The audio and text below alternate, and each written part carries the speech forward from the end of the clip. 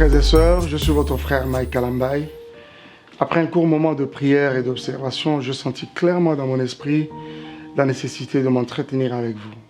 C'est avec étonnement que j'ai appris, comme vous tous, tout ce qui s'est dit sur les réseaux sociaux à mon sujet par la mère de mes enfants. Je signale d'entrée de jeu que je n'apparais pas comme pour faire une riposte ou encore un droit de réponse à quoi que ce soit, mais juste une mise au point dans le but de calmer certains esprits, notamment ceux de nos mamans à travers le monde qui se sont sentis très blessés en elles-mêmes et qui n'ont pas vite caché leur indignation face à toutes ces accusations gratuites et toutes ces images de violence qui ont fait route avec.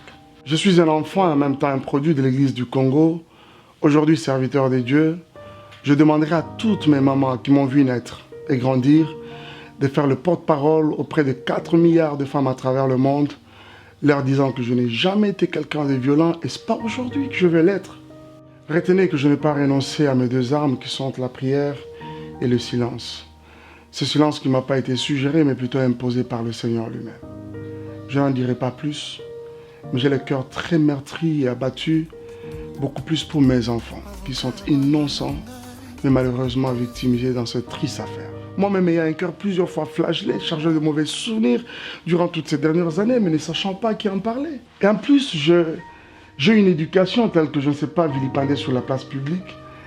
Quelqu'un qu'on a chéri hier et à qui on a dit je t'aime, pour s'être retrouvé en train de perdre les nord aujourd'hui. C'était votre frère Mike Kalambaye. Merci pour votre attention.